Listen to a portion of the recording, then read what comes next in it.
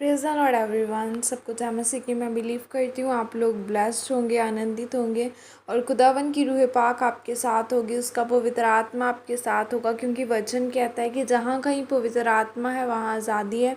वो सचमुच आज आपको आज़ाद करेगा, छुएगा आपकी ज़िंदगियों को, आपके जीवनों को बदलेगा। और आओ मैं उस पाक वचन को आपके लिए पढ़ती हूँ, जो वचन हमें परमेश्वर के दास अपोस्टल अंकुर यूसुफ निरूला जी द्वारा और परमेश्वर की दासी पास्टर सोनिया यूसुफ निरूला जी द्वारा दिया जाता है। मैं उस पाक और पवित्र वचन को आप सभी लोगों के लिए पढ़ती हूँ।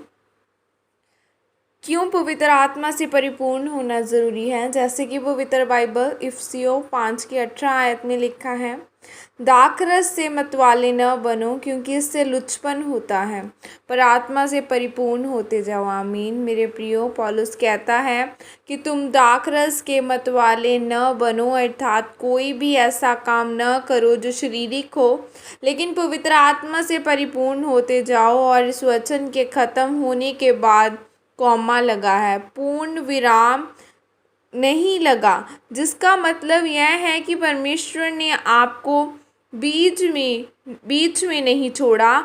अगर वह आपको जिम्मेदारी देता है कि आपको पवित्र आत्मा से खुद भरना है, तो यह आपकी जिम्मेवारी है। इफिसियों 5:19 में लिखा है, और आपस में भजन और स्तुति गान और आत्मिक गीत गाया करो और अपने अपने मन में प्रभु के सामने गाते और कीर्तन करते रहो। मेरे प्रियो, जो इफिसियों 5:18 में वचन के बाद कॉमा इसलिए लगा है कि इफिसियों 5:19 के वचन में परमेश्वर ने आपको बताया है कि आपको पवित्र आत्मा से परिपूर्ण होने के लिए वचन में से बात करनी होगी। आप कैसे बात करते हैं? ओ मेरे घर में घटी है, आज मेरा सर दर्द है, आज मैं बीमार हूँ, लेकिन वचन कहता है यहोवा मेरा चरवाहा है, मुझे कोई घटी नहीं होगी। चाहे आपके बटुए में पैसा है या नहीं है, अगर आप यह बोलेंगे तो आप पवित्र आत्मा से अपने आप को परिपूर्ण पाएंगे। और उसी तरह से परमेश्वर ने कहा, अपने आप से भजन संहिता से बातें करो। अब आप अपने सर दर्द को देखोगे या यह देखोगे कि बाइबल कहती है कि उसके कोड़े खाने से मैं चंगा हो चुका हूँ? अगर आप यह बोलेंगे जो बाइबल में लिखा है और अपने आप से बात करेंगे, तो आप पवित्र आत्मा से परिपूर्ण होंगे। याद रखें, हर एक इंसान की ज़िंदगी में एक मोड़ आता है।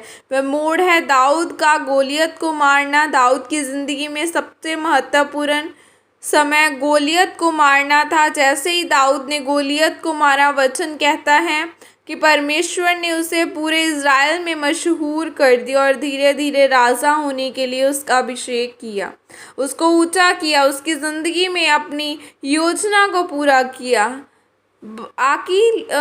लोग गोलियत को क्यों नहीं मार सके? बाइबल कहती है कि सारे लोग, जो शाऊल राजा गमेता इज़राइल की सेना में था, जब गोलियत आकर उसको ललकारता था, तब उससे भय खाकर डरते थे। कोई भी उसके सामने नहीं आ रहा था, लेकिन एक ही जन जो उसके सामने आया और कहा, मैं इस खतना रहत बलिश्ती को मार सकता हूँ, और वह दाऊद था। कारण क्या था? क्योंकि दाऊद पवित्र आत्मा से भरा हुआ था। अगर आप जब दाऊद की ज़िंदगी को देखोगे, तो दाऊद ने कभी भी अपने दिल की बात को अपने ऊपर हावी नहीं होने दिया। जब वह शाऊल से मौत के कारण डर से भागा जा रहा था, तो मुंह से यह नहीं कहता था कि मेरे अंदर डर है, लेकिन मुंह से यह कहता था, मैं न डरूंगा, परमेश्वर मेरे साथ है। मनुष्य मेरा क्या कर सकता है? दाऊद जंगलों में भी रहता था, घटी में भी रहता था, लेकिन यह नहीं कहता था कि बोलता था कुछ। वह बोलता था कि यहोवा मेरा चरवाहा है। जब भूख लगती थी तो वह बोलता था, वह मेरे ची में ची लेकर आता है। इसलिए दाऊद पवित्र आत्मा से परिपूर्ण व्यक्ति था। क्यों?